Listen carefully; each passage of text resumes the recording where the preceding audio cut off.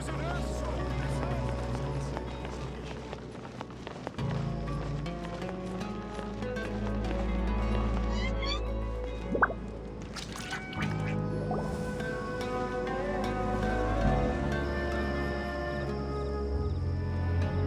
finally made it to Caravan Rebot. It's pretty lively here.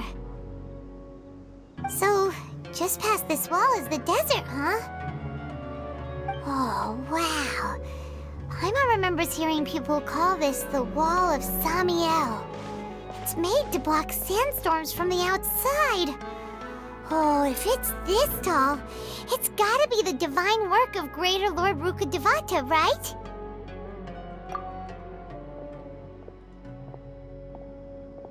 Enough gawking. Come on, follow me. Huh? Over here.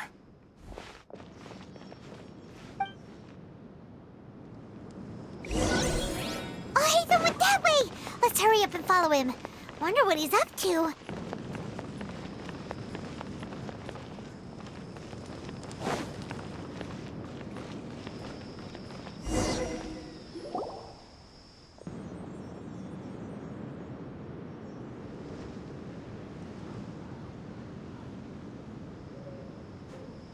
What the... Where did he go? How did we lose him? They were just here a second ago. More Eremite mercenaries? Who are they working for this time? Anyway, Traveler, it seems like we were being followed again. You were too careless. You should have noticed those hopeless amateurs trailing you a long time ago.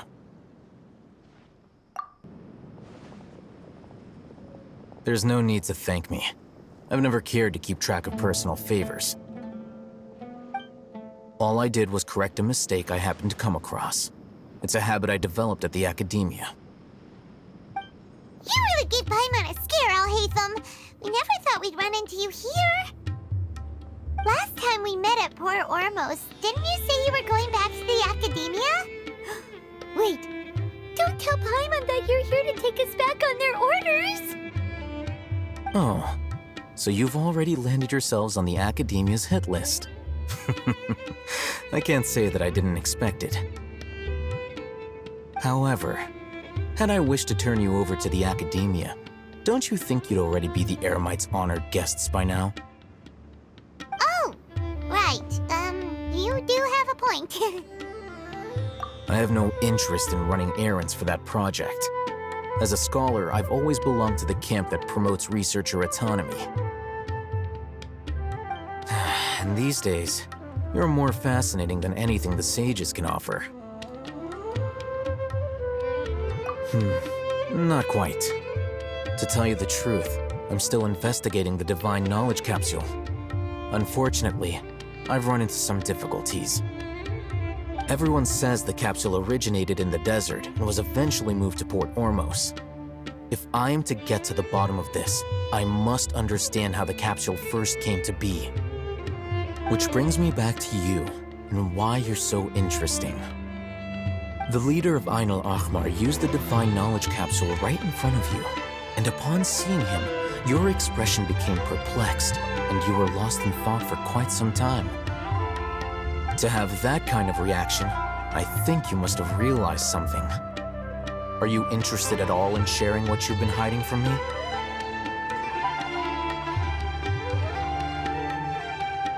Alhaitham, you really have a ridiculous eye for detail. What kind of person even notices or remembers stuff like that? So that's your answer. Well, I do work for the academia after all. So considering that, it is indeed wise to keep your cards close to your chest. But that does prove you do have some undisclosed information about the Divine Knowledge Capsule. Am I right? No matter. Rather than simply learning the answers from you, I'd still prefer to investigate on my own. Speaking of, you two are also headed to the desert? That's right! We have the same plan as you! But we don't really have any concrete goals at the moment. Then I'd suggest starting with Aru Village. It's the largest settlement in the desert, so it'll probably have more resources and intel than anywhere else. Well, would you like to head there together? It's always better to travel with someone you know. Let's go!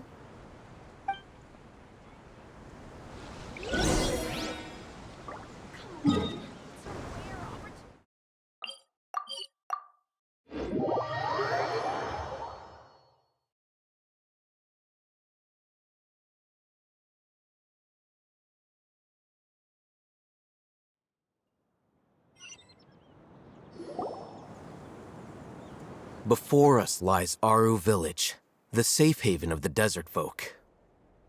Whoa, this landscape is really something else. What a cool place! Let's go check it out!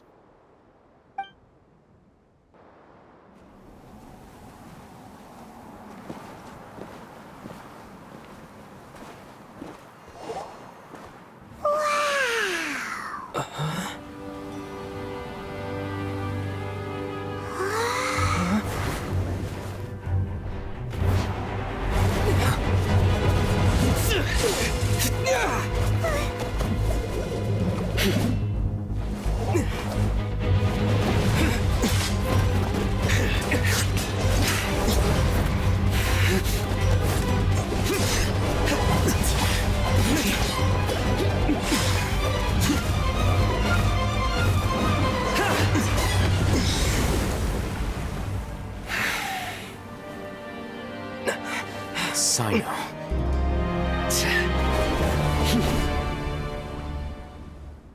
Unless my memory fails me, we have barely spoken 2 words to each other before now at the Academia. Would you care to enlighten me as to when and how I invited the General Mahamatra's wrath? Al-Haytham, do not think you can escape my judgment just because you managed to escape my attack. Judgment? So that's how you'd characterize your actions here, is it? Or would elimination perhaps be a more accurate description? Had I used my full strength, not even this traveler would have been able to stop me. Though styled like an assassination, I sought only to ensure that my target would be unable to flee or resist. Standard practice for the Matra, as well you know. Seemed to me more like your own personal touch. Who is that, Al-Haytham? Did you call him General Mahamatra? Yes. General Mahamatra Sino, head of all the Matra at the Academia. He's a formidable hunter, and the ultimate nightmare for any who have committed academic crimes. You seem to have placed a lot of trust in Al-Haytham, to the point of blocking an attack for him. If I were you, I'd never choose to side with him. I wouldn't believe a single word that comes out of his mouth. I have been pursuing this scribe for a long time. I urge you, stand back and do not seek to defend him any longer.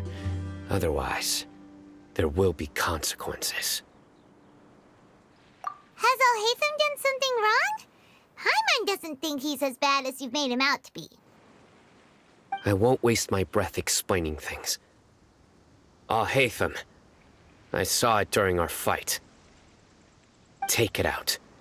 The divine knowledge capsule you're hiding on your person. Unless you want me to retrieve it for myself. Very perceptive of you. Nothing escapes a Matra's senses. Wait, the divine knowledge capsule? Didn't it fall into the Matra's hands in Port Ormos? No wonder you speak with such confidence, Sino. But I must admit, I'm very curious. What does this capsule mean to you? And why, as General Mahamatra of the Academia, are you all alone in the desert? As far as I'm aware, the other Matra have been speculating about your disappearance. Have you been given a mission that's, let's say, morally dubious? If I was the real target of your mission, what was stopping you from simply using your authority and resources to judge me within the walls of the Academia? I should have known you'd be difficult to deal with. You two! Ugh! What you want, traveler? Paimon feels like we can't trust either of them! Ahem. Well, look at you two, acting all tough and self-righteous over there. Wait, Dia?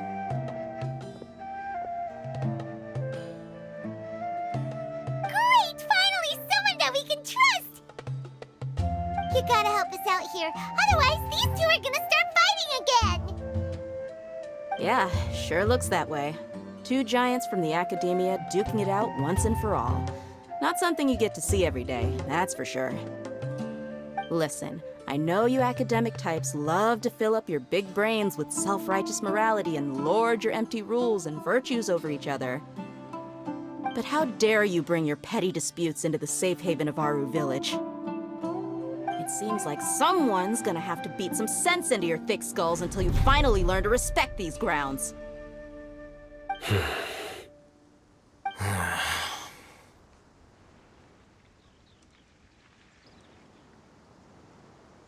Hey, did either of you hear a word I just said?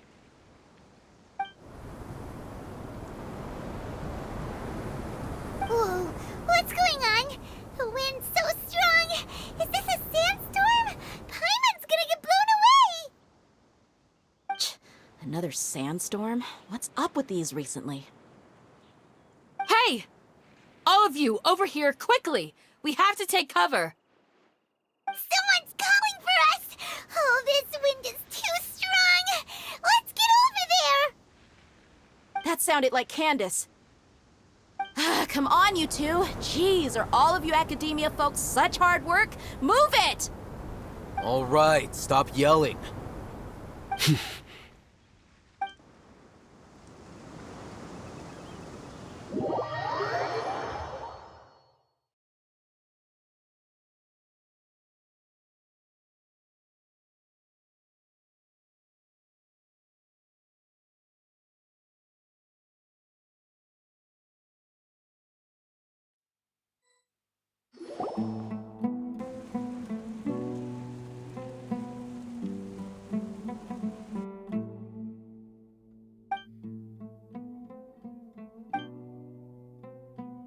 Well, this is pretty awkward. Hey, wanna play sardines with three people who wanna tear each other limb from limb? Sure, why not? Sounds fun. The air is so thick and heavy. Paimon can hardly keep floating anymore. My sincere apologies, everyone. This is the home of our village chief. I will have to ask you to make do with this small room until the sandstorm dies down. Please, let me introduce myself. I am Candace, protector of Aru Village. Our savior has come at last! Nice to meet you, Candace. The name's Paimon. Thank you so much for helping us. There's no need to thank me. It's only right to help each other when the weather gets rough. Wow, she's so gentle and caring, like a nice older sister. Unlike those guys over there. All right. Now that we're all better acquainted, we should return to the topic at hand. As a guardian charged with the responsibility to protect my fellow villagers from harm, I was observing your conflict from afar, even before the sandstorm started. And now that you have set foot within our village itself, it is all the more my responsibility to make absolutely sure that you pose no threat whatsoever to us. So please, have an honest and sincere conversation with one another and put your hostile feelings to rest. If anyone dares to start anything again while they are under this roof, I will not hesitate to send them out for some quality time with the creatures of the sandstorm. Oh, on second thought, Paimon may have misjudged Candace's character. And that goes for you too, Miss Dia. Do I make myself clear? All right, we got it, Candace. That's what I like to hear. So, which of you will begin? I was supposed to be a mediator, but I might have gotten a little too involved just now. Anyway, one of those two should probably start talking. Wait, that was you trying to be a mediator? I have nothing to hide, so there's no shame in explaining myself. While Al-Haytham wasn't wrong about the other Matra not knowing my whereabouts, it's not because I've been assigned a morally dubious mission. Rather, I've chosen to exile myself. Huh? Exile yourself? A little while ago, I discovered that there was data missing in the Academia's project planning and development files. What little they did report clearly did not match the project's actual progress. As General Mahamatra, I had the responsibility and authority to request an audit. However, to my surprise, the person responsible for the erroneous data was none other than Grand Sage Azar himself. I tried to investigate the issue myself before submitting a formal audit request, but I soon found that all leads and potential pieces of incriminating evidence were carefully concealed from me. I began to realize that they were cautious of me from the very beginning. Unsurprisingly, the Grand Sage rejected my audit request as soon as the submission reached his desk. He even said to me, "The power of the General Mahamatra is granted by the sages. You have no right to judge us." So they really are up to no good. I realized then that to the Grand Sage, the Matra are nothing more than tools for the sages to assert and maintain their control over knowledge. The vows that we took, the principles that we strive to uphold, they are meaningless to the academia of today. I believed it would be wise to flee the academia before the sages had a chance to take action against me. This way, they can no longer see nor predict my actions. I will never give up on this investigation. There's no need for someone else to give me power or authority. Once I find the truth, I will administer judgment by my own name. Sino seems to have the same goal as us. We're all investigating the sages. Plus, now that he's no longer the General Mahamatra, he somehow feels a lot less scary. Well, Sino, if that's your story, then why did you see Al-Haytham as a target? When I was investigating the matter in the academia, I overheard a conversation between Al-Haytham and a sage. The sages asked you to investigate a blonde-haired traveler. Do you dispute this, Al-Haytham? What? Like many parts of the project, this assignment was undocumented. Now throw in your suspicious behavior with the Divine Knowledge Capsule, and I think we deserve an explanation. Yes. I was indeed tasked with investigating the Traveler. After all, the promised reward was so great that hardly any scholar could have refused. The sage told me, once you've completed this assignment, I can give you a glimpse of divine knowledge. A most enticing offer. Unfortunately, those academics don't know me at all. Their words contained one key piece of information, namely that divine knowledge indeed exists. That gave me all I needed to know. From my perspective, the sages are far from trustworthy. Think about it. Isn't it a little strange they're so willing to share divine knowledge with anyone, even as a reward?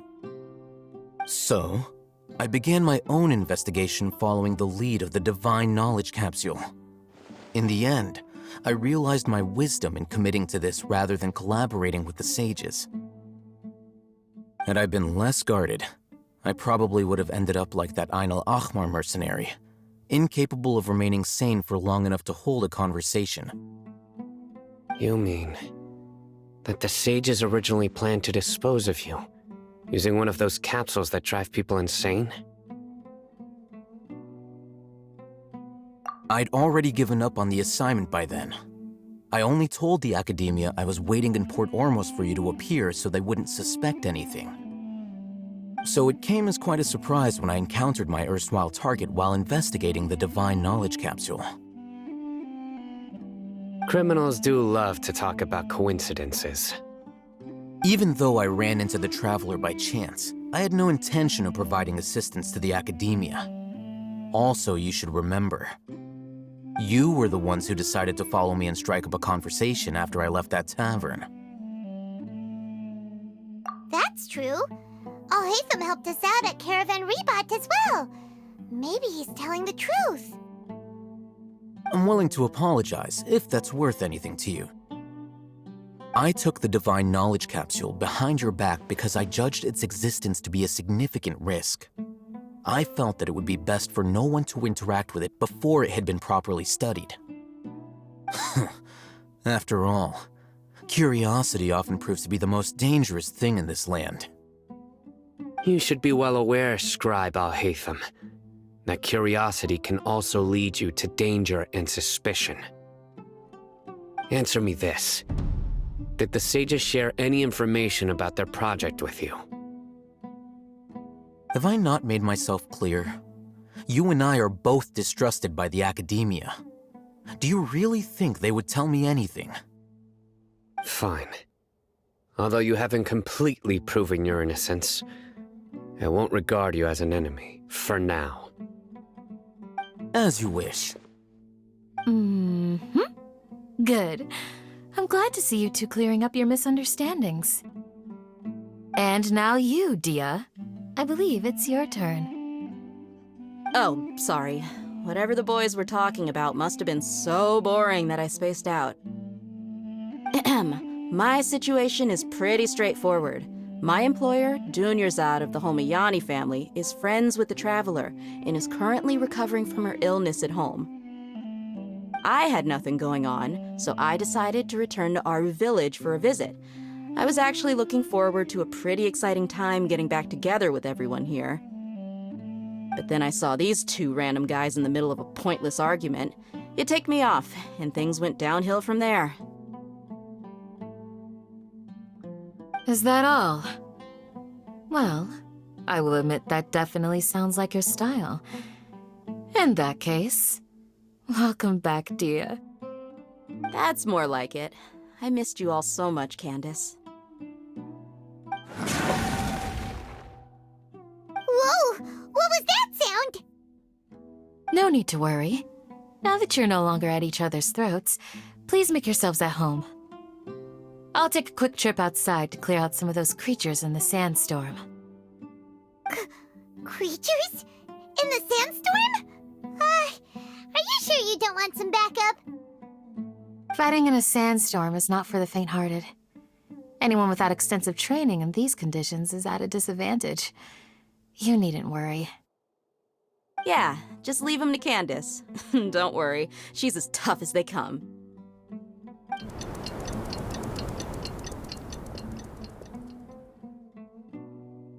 The wind's died down. That means the sandstorm's over, right? Candace still isn't back yet, though. Is she alright? Maybe we should go out and check on her. When you put it that way, even I'm starting to feel a little worried. All right, let's go. We've been here long enough, and the boys are as chatty as the floor.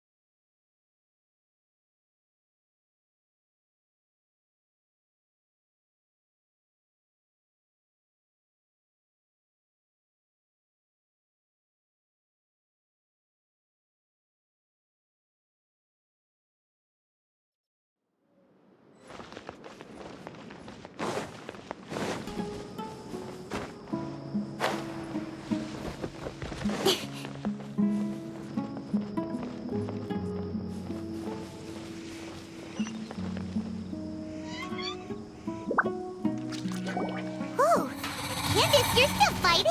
You've been out here dealing with these creatures the entire time? Yes. They just keep coming in waves. I've lost count of how many I've defeated. Before I realized it, even the sandstorm had stopped. Ah! Here comes another wave! Leave this round to us. I got interrupted earlier, but now I have something to take my anger out on. It's been quite a while since I've seen the Flame Mane in action. I'll leave these to you then. I'll be sure to put on a good show. Let's go!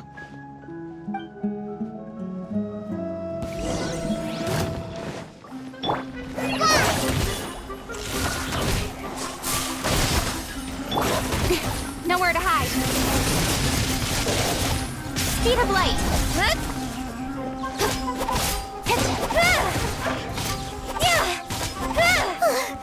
Here comes another wave. When are they ever gonna let up? Spicy. Speed of light. Hey!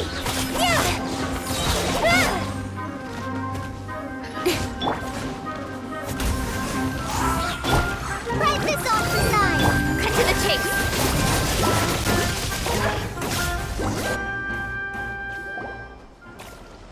The creatures stopped appearing. Was that the last of them? What we fought just now was probably the aftermath of the sandstorm. So we should be safe for the time being. Well fought, everyone.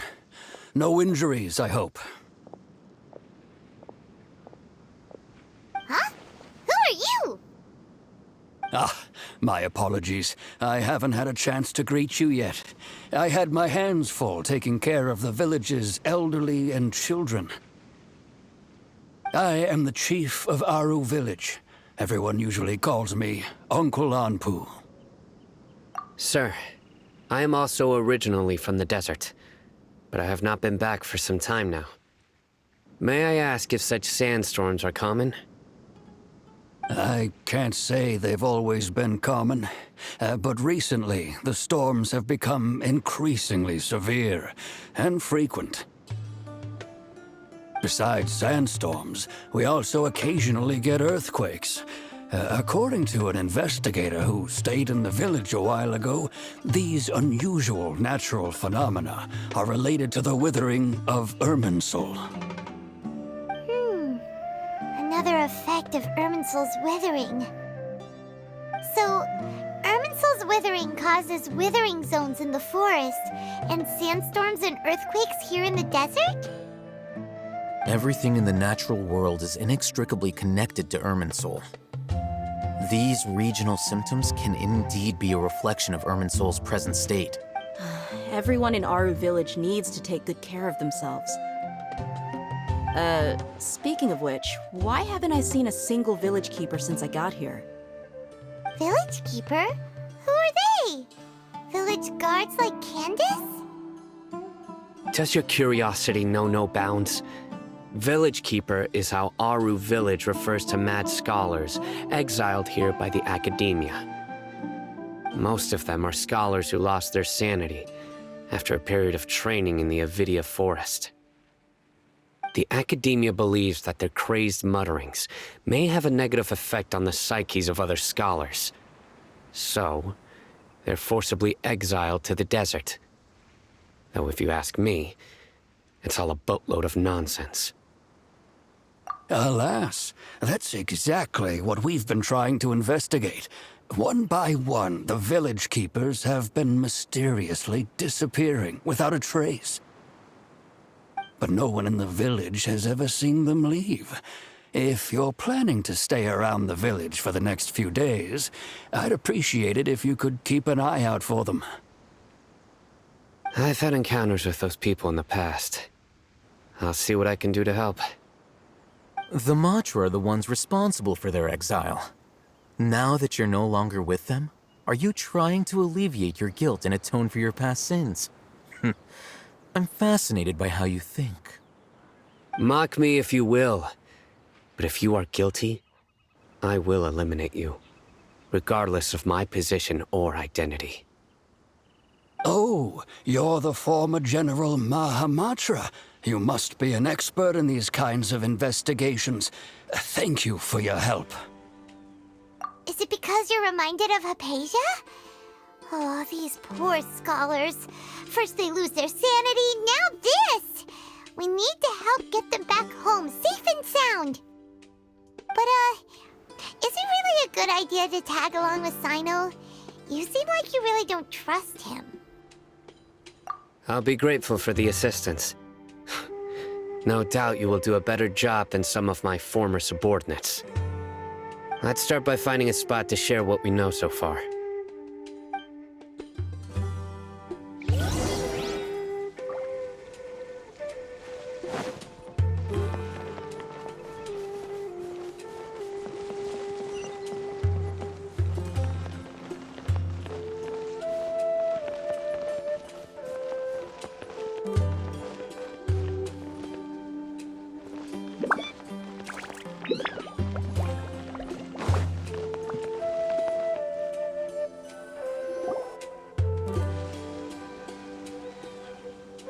Although I've sent myself into exile, I'm still doing essentially the same things as before.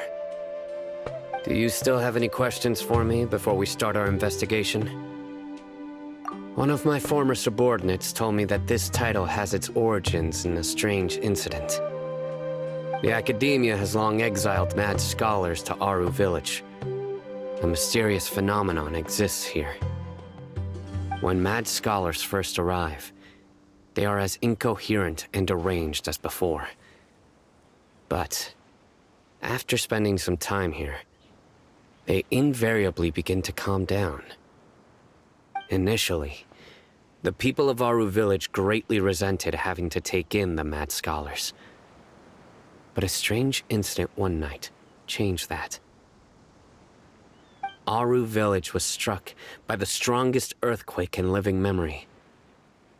Seeing buildings on the verge of collapse all around him, the then chief of the village was preparing to take everyone to safety.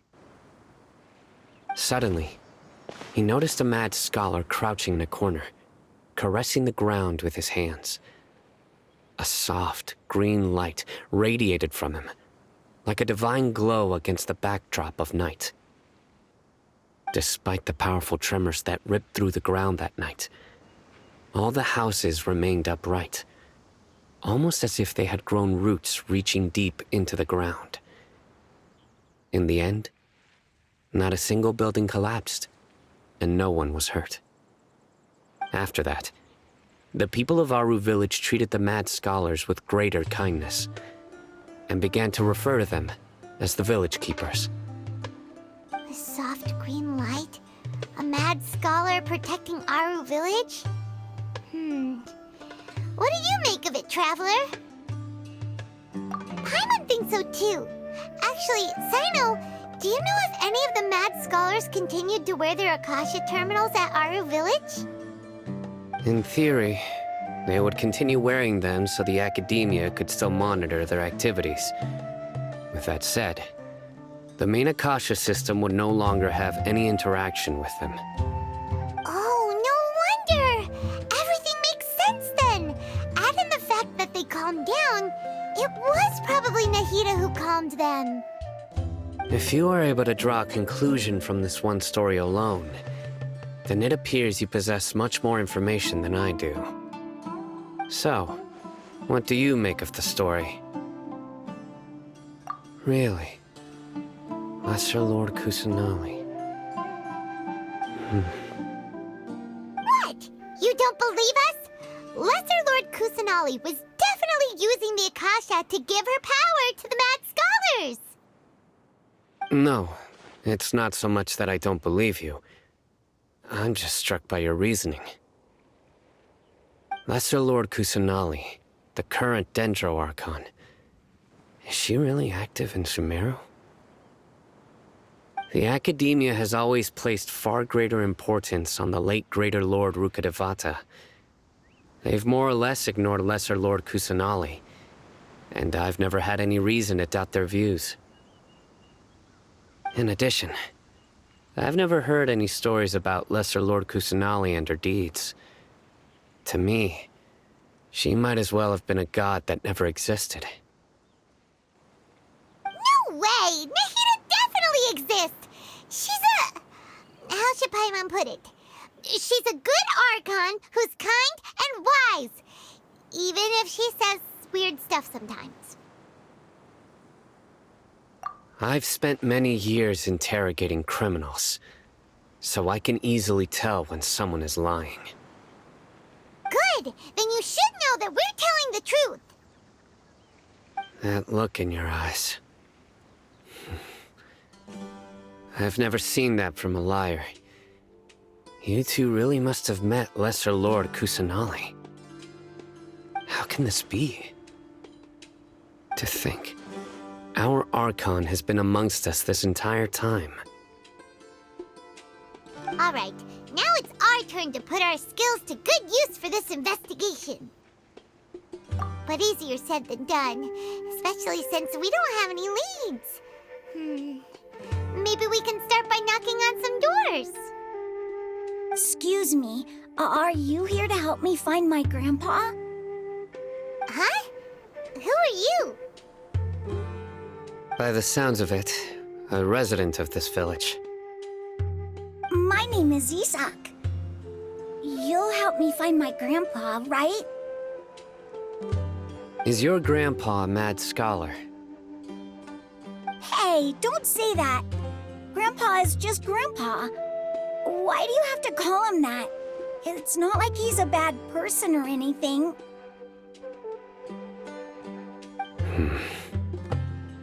The person you're referring to is not a local, yet you are.